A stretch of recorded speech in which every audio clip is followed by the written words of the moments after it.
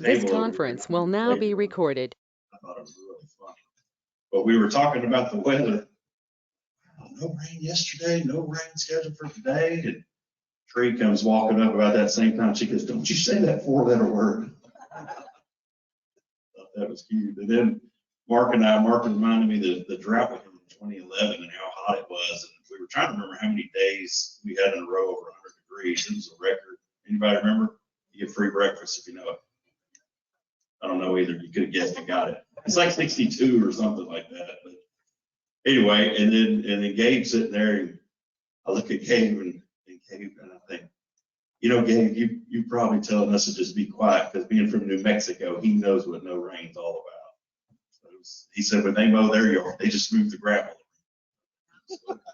But thank you guys. Thank you for being here. It's bright and early. I'm not a morning person, but I'm here for you. My name's Ted Smith with State Farm. I'm your chairman of the board. I'd like to first recognize two of our VIPs, Gabe Trujillo with NISD. Let's give Gabe a round of applause. All he's been doing. Let's see. No, I don't see him. Just kidding. There's my good buddy Jimmy Mize, our new mayor, guys. How about him?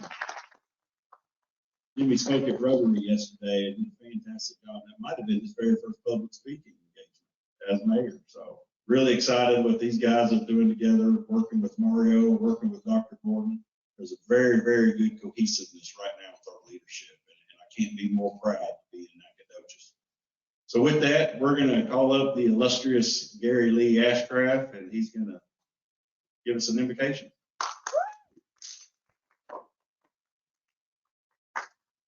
Thank you, Ted. All rise. You're welcome to hold hands if you like. It's no problem. You're also welcome to pray for Charlotte. She didn't know I was going to do this. Lord, we thank you for this beautiful day. We thank you for leaders like Gary Lee Justice long ago, who is with you, and his theme for the Chamber of Commerce was attitude of gratitude. And we have attitudes of gratitude for getting us through, Lord, hard times, keeping us safe, blessing us with these leaders, blessing our community, our state, and America. And blessed with food. We have good food here. We're really, really fortunate. And it's all because of you. Bless this food to the nourishment of our body. In your name we pray. Amen.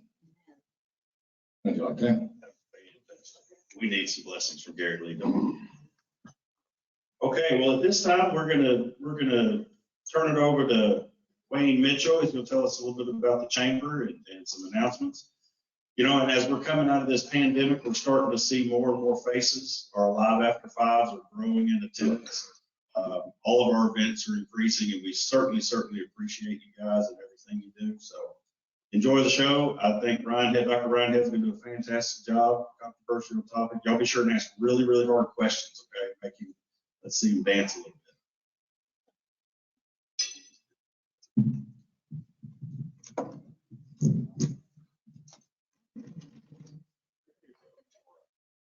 Well, thank you, Chairman Ted. You know what? It takes an enormous amount of time and effort, and I've got several past chairs with Claire Robbins and Ted here today to be a chairman of the board of the Chamber of Commerce. Lots of events and programs to attend. Let's give Ted Smith a hand for the job he's done this year. Thank you very much, Chairman Ted.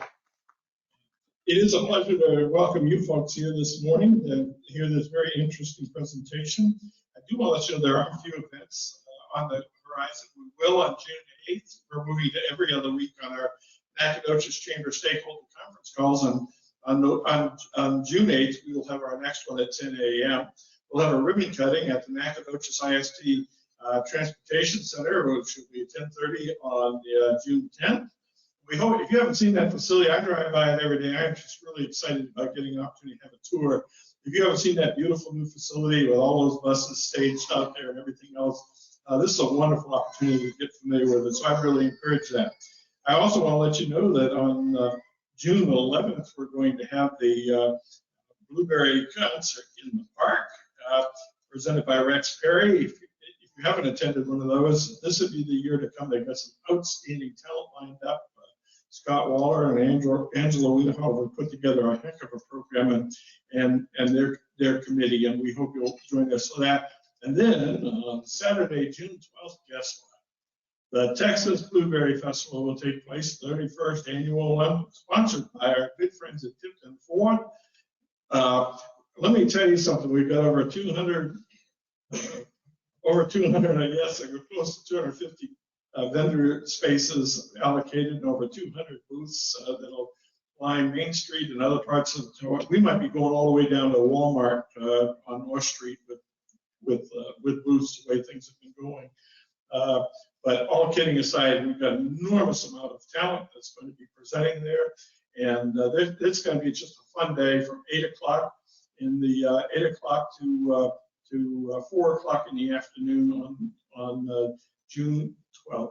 And we want to let you know that the Education Committee and Chairman's Circle will also be meeting this month as well. So there's all sorts of exciting things going on.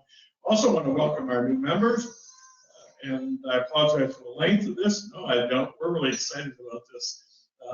T-Rex Designs, Nacogdoches Cigar Company, Flamingo Bingo, it's Downtown Dramatic Order of Knights, and Legacy Athletic Club, T3 Bookkeeping, Garrison Funeral Home, Texas Size Selfie, Body in Motion Chiropractic, Chambers Smokehouse, Grace Bible Church, Carthage World Nacogdoches, Paragon Sound and Light, North Street Church of Christ, Aaron C. Polk MD, Austin Finance, Motorhomes of Texas, Harbor Hospice, Sombrero Coastal Tex-Mex, Cotton Patch Cafe, Big Tex Agriplex, Security Finance, ADT, Security, Days Inn and Suites, Dr. Stephen Overture, Dr. Andrew Hurst, Tex Agroforestry and Small Farmers and Ranchers Association, Bryant One Consulting, Piney Woods East Fellowship of Christian Athletes, Natalie's Italian Restaurant, and Jethro's Cajun Eats and Po' Boys. Let's give those brand new members a hand.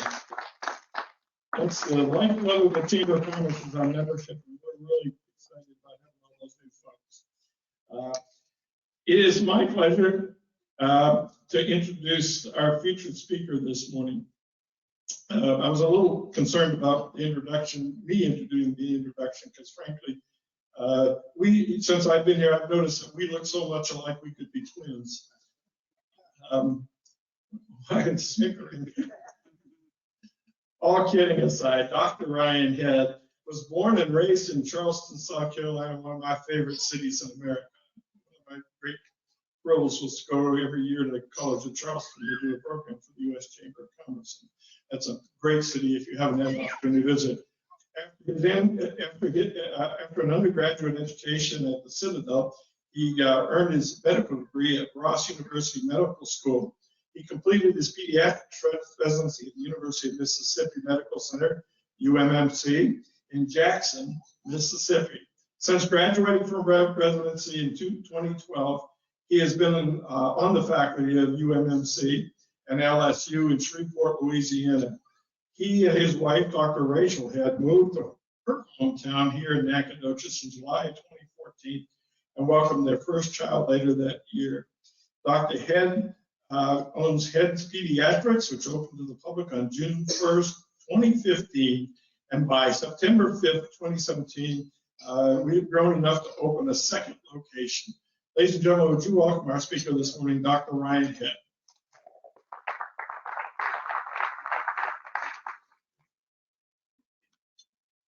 All right, good morning, everyone.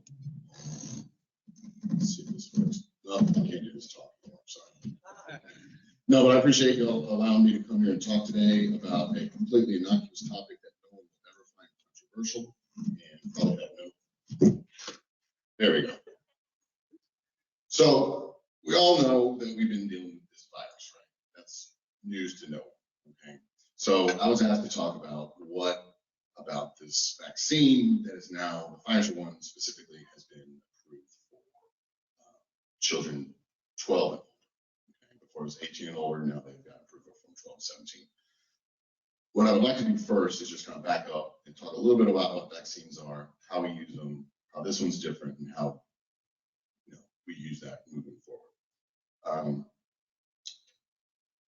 vaccine is basically, and I use this term because we live in East Texas, the vaccine is basically a tackle. Football, those little padded things, those bent metal things that you see those kids getting on during their two-a-days during high school football season. What it does is basically allow your immune system to practice before it has to go into the game, okay, to an infection. The typical type of vaccines we have are what's called live attenuated, which basically means the virus is live but not, doesn't have any sort of potency to it. It's just kind of does what it's supposed to, go into the cell, but that doesn't really cause any major infection, but allows the immune system to kind of do what it's supposed to. And another type of vaccine that we have available to us, and the live attenuated one is like the MMR vaccine. That's an example of that. The inactivated one is sort of like your flu shot. It is a virus that cannot do anything. You inject the patient with it, causes an immune response, but you don't get the flu. And so that's a inactivated. The subunit type of vaccine is you inject the patient with parts or subunits of the vaccine, of the virus, sort of like HPV, human papillomavirus. And so the body sees things floating around and says, that's not me, I don't know what that is, I won't take it out. And that's what that vaccine is for. What an mRNA vaccine is mRNA is short for messenger RNA. Your DNA is like the hall of records for your cell. It has everything that genetic code to produce everything the cell needs. Okay? The body goes in, makes a copy of the hall of records, if you will, DNA. That bit of RNA, messenger RNA, comes out to the cytoplasm, the machinery of the cell, and it produces a protein. It reads the mRNA, kind of like a copier, makes the protein that it's designed to make. What the mRNA vaccine does is I say we, like I had anything to do with this vaccine. My bank account assured you that I had nothing to do with this vaccine.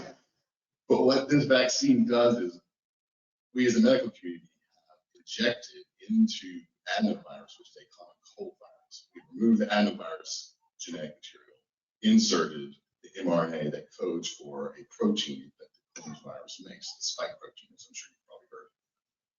We put that in actually a virus, and you inject the virus, a live attenuated virus, into the body, and it does what it's supposed to, which is be enveloped into the cell and cause the cell to make the protein associated with that mRNA.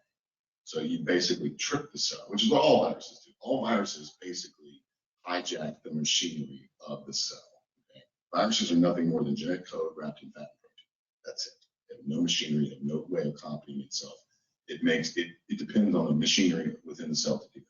So what we've done is we've hijacked the virus that will then hijack the cell to produce the protein.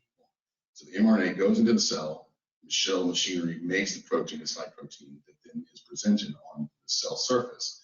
The immune system's job is literally self or not self. The immune system's response is to recognize what is self. Anything that's not self is non-self. And it does not like non-self, and that's what it's designed to get rid of. So it will float by, see these spike proteins, not recognize it as self, recognize it as non-self, and say, we got to take this out. So that's what it does. Some concerns people have is, well, you're messing with the genetic code, you're injecting people with genes from other entities, things like that. The thing about mRNA vaccines is it does not affect the DNA of the cell. Okay? It basically hops into step 2 of the process. DNA makes RNA, RNA is transcribed into proteins. The proteins either stay within the cell, get presented onto the surface of the cell, or get sent out extracellular outside the cell, and that's what it is. So the mRNA does not get retroactively put into the DNA code of the cell. Does that make sense? And so that is a concern that is not really necessary, if you will. So Pfizer, like I said, has been approved to administer this to 12-year-olds and older. They did a study in June or July of last year where they took 1,100 children, gave them the vaccine, which is the same vaccine as the adults get. I get that question: is this a smaller dose? Is this a lesser dose? Is this a more accurate dose? It is the same dose that is received by adults.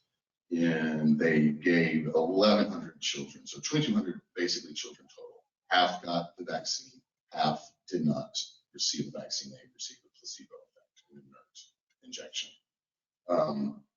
None of the children that received the vaccine acquired a coronavirus infection, so that's why they complained they had a zero. They had a 100% effective rate of the vaccine in the study.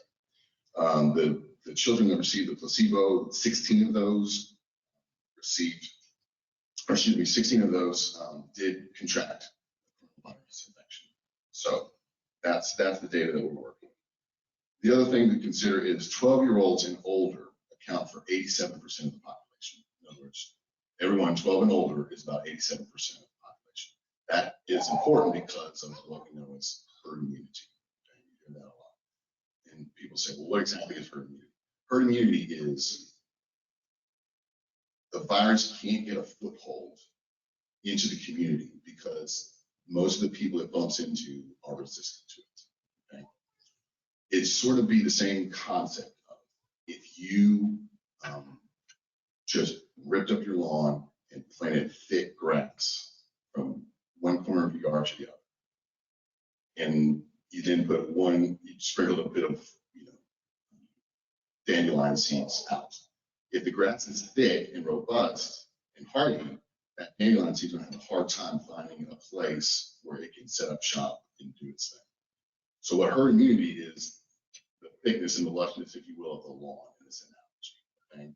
So the more troublesome spots, if you will, in the yard, the more likely the infection can get in and start spreading to the other weak spots in the lawn.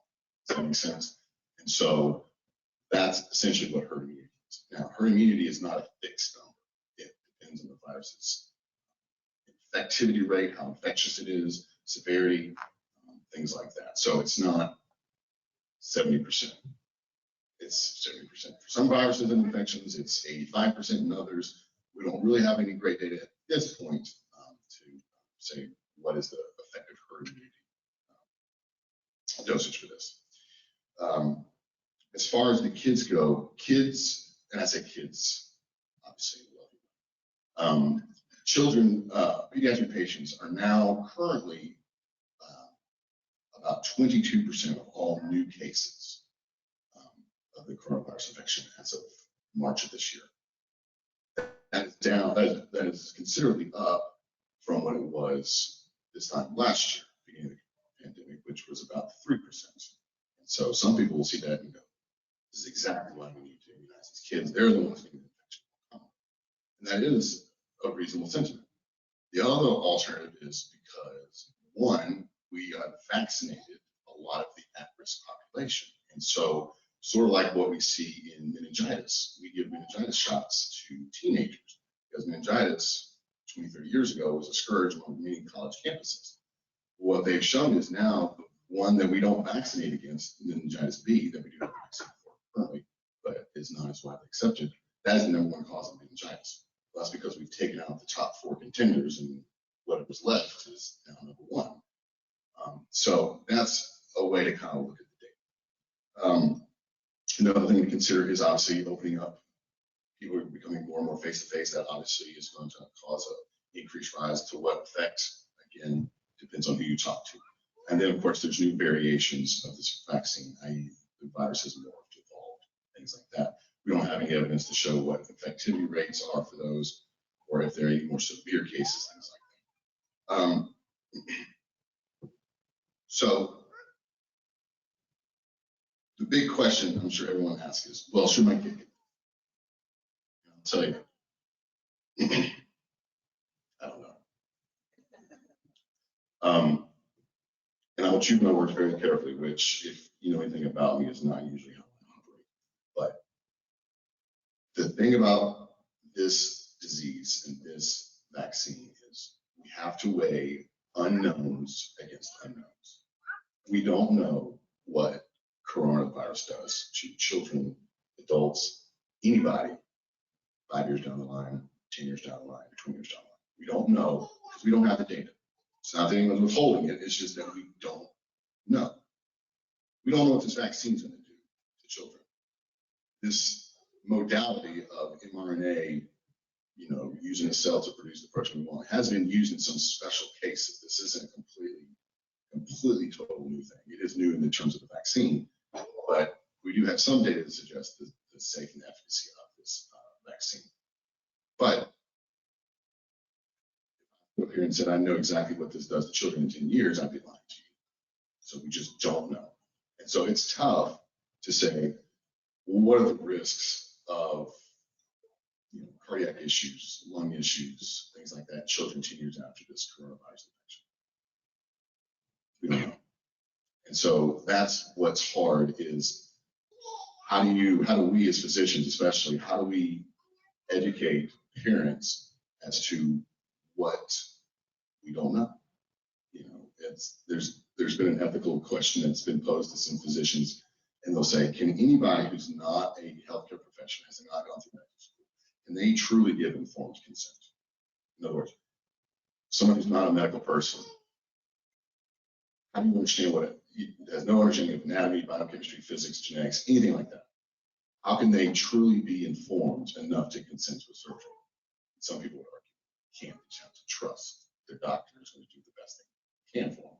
That's ultimately what this boils down to is, can I truly tell you that the risk of this versus this is greater or less? No, but knowing how vaccines work, how the human body reacts, spend a lot of money going to medical school. We feel that at this point, the risk of coronavirus infection is probably greater than the risk of this vaccine. I would encourage anybody who has a child with any pre-existing conditions, lung conditions, heart conditions, I think the risk of coronavirus infection is greater to them than the vaccine. So in those individuals, I would definitely encourage them to be vaccinated. If your kid's healthy, happy, doesn't need any medicines, never been in the hospital, except for that broken leg at 4 years old, should that kid get vaccinated? It's up to the parent. And I mean that as, someone who lives in Texas, there's one thing Americans, especially Texans, don't like is other people telling us what to do, right? My wife knows that very well because she married my wife. So to sit there and say that I know exactly what you should do with your kid is a little unfair. All I try to do is inform parents of what we know, what we don't know, what risks we do know we can assume, and what risks we don't know, and whether we should be considering this versus that. And so that's ultimately what I am trying to do. So, any questions? Yeah, on the 1,100 that had the shot last year, has there been any effect? I mean, you're going at a year now. Have you heard any? There's not been any sort of side effect amongst those 1,100 children. But none of them got the virus out of those. None of them had contracted the virus from the study. Correct. So, yes. Are you guys going to have the Pfizer vaccine for your office? We are not, because the Pfizer and Moderna have to be kept at a really, really low temperature, like super cooled. I think it's like negative 86 degrees or something like that. And I can't buy that freezer at Lowe's. So, but to answer your question, I don't have that available opportunity to have those. Yes, sir. Can you speak to the fact that if a family decides to go after the vaccine, how important is it to follow through to get the second vaccine? Because it comes as into. Right. I would say it's very important to follow through with it. I'm not aware of any data that compares the efficacy of one shot versus two, because most people, the vaccine was only available to healthcare providers and frontline workers of December of last year. So even if you had one person receive their one, we're only 6 months out from that first shot if those were people. So I don't think I can't speak to any data that says it's an 85% on shot one and it jumps to 98% on shot two. I don't have that. I don't think that's available. But during pre-trial 3 phase, which trial 3 is human phase testing, they kind of calculate that out as far as like what sort of viral load, if you will, or protein load or whatever you call it, would trigger the immune response that you're looking for. And so that's how they get to, 2 doses is effective versus 1 dose or just 3 doses. After a long enough time, sort of like HPV, when HPV came out, which is the vaccine that helps protect against cervical cancer, they initially started with the 3-dose phase. Well, after about 10 years, they started doing studies and actually showed that 2 doses was equally as effective as the 3rd dose. And so now the recommendation is only get 2 doses. So who knows in the future, with more data, with more intelligence, with more working with it, they might be able to get it to where it's a one-shot thing. But again, the only problem is we don't have time. I mean, that's what it boils down to is this is a very time-specific decision, time-specific mandate kind of thing. So, Dr. Head, is it likely that the physician community will be reluctant or hesitant until there's some degree of liability protection to go into the vaccination business with these youngsters?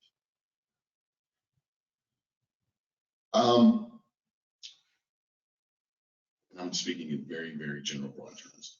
I'm not sure a lot of physicians at this time are considering liability in that respect. A lot of what we do is what can we do to protect the patient? And that's, especially for the last year and a half, has been top of mind for them. And so we as physicians, pediatricians, typically we're not business people. We don't think in terms of business ways, for lack of a better term, methods. And so when it comes to liability, a lot of physicians will just go, look, I just did what's best for my patient at the time. I made the decision that this is what we should be doing. It becomes very, very ethically gray if you start going, I might get sued, so I'm not going to do what I think is best for this patient. You know what I mean? And so you try not to have that mindset of, well, I really don't want to deal with this paper in 3 years potentially. No, you want to say, I have a sick kid in front of me. I'll do what I can. I'll make sure I'm up to date on all my information. I'll do with what data I have. I'll do exactly what I think is best for this patient. Yes. Are they testing or looking at children under the age of 12 at this point? Yes, they are now looking at trials from 6 months and older. I don't know how far along they are, but with some people's prognostications, and it is at this time of prognostication, the concern is that this coronavirus could be seasonal, kind of like the flu. It could be very mutagenic, and what mutagenic means is able to mutate or modify. And so that's why flu shots, the flu virus is very highly mutagenic. It will evolve and change. So last year's flu shot may not be worth anything this flu season. So depending on that, they're getting it to the point where the flu shot is available down to 6 months of age and older. And so that's why they're trying to get ahead of that in case this is sort of all right, here comes Corona season again. That's why they're trying to get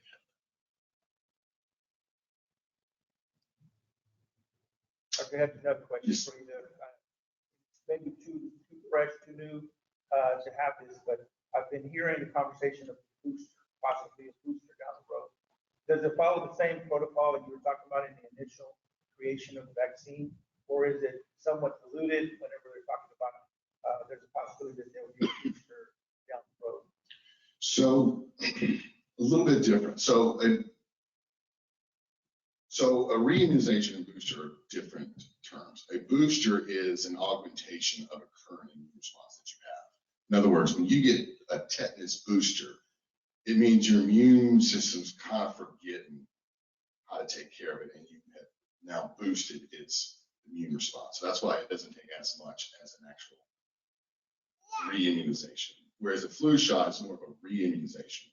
Each flu season, what they do with the flu vaccine is they look at the strains that are popular going on in South America. So as you know, when we're in summer, South America is going into winter. And so they'll look at, this is the genotypes of flu that we had in our winter. This was going on during our summer, their winter. And so they kind of say, well, let's put these 4 subtypes into this vaccine because we think these are going to be the 4 most common subtypes of flu vaccine. Sometimes they get it right, sometimes they get it wrong. That's why some flu shots are awesome. Some flu shots are not so good. but you're re-immunizing them to a different strain almost every time. So a booster is just a little bit of a kick in the pants to your immune system. You kind of go, hey, don't forget about this thing. It's still out there. And so those kind of things, whether it's a booster or reimmunization, will have different amounts of the acting, I'll just call it acting agent, what your immune system's trying to respond to. So that will go on during clinical trials.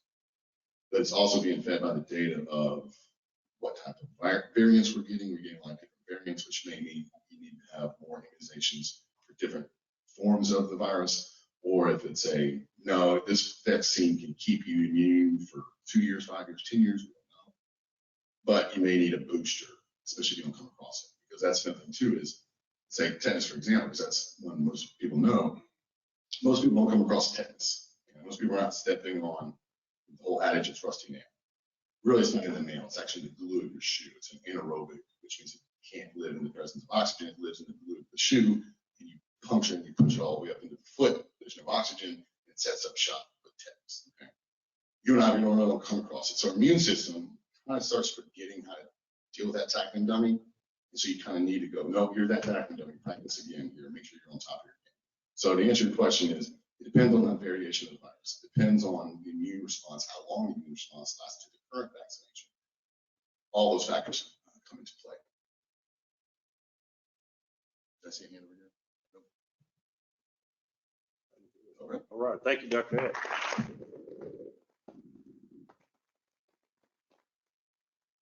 No mic drop on it. Okay. Hey, I do want to follow up with that. With everyone knows on June 12th, as Wayne mentioned, the Blueberry Festival will be back in town. Well, the city will be setting up shop at the fire station downtown and giving away free COVID shots. All you have to have is a valid ID, and you can go in, get your blueberry pancakes that Jimmy Miles will make for you if you get there early enough.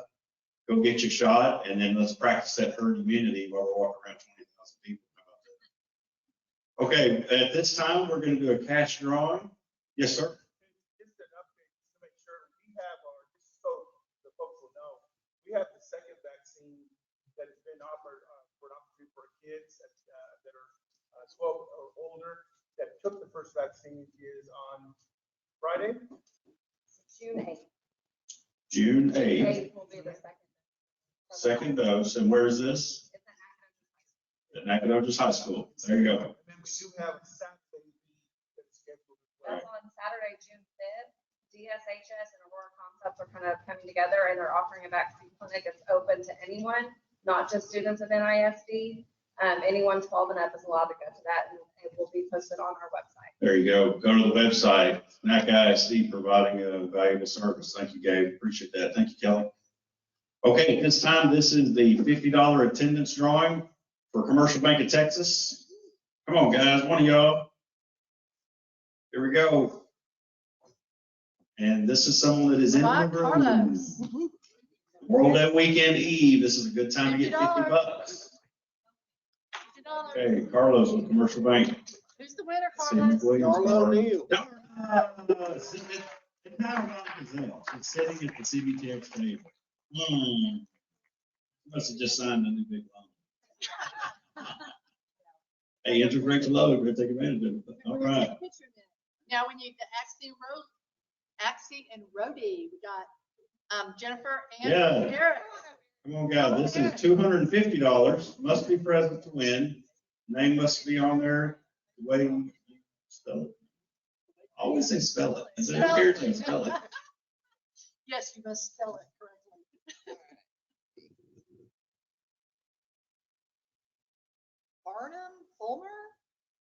Barnum Fuller. Don't see it. Barnum lost 250 bucks. Guys, thanks again for coming. I'm gonna give you, yes, sir, Jimmy.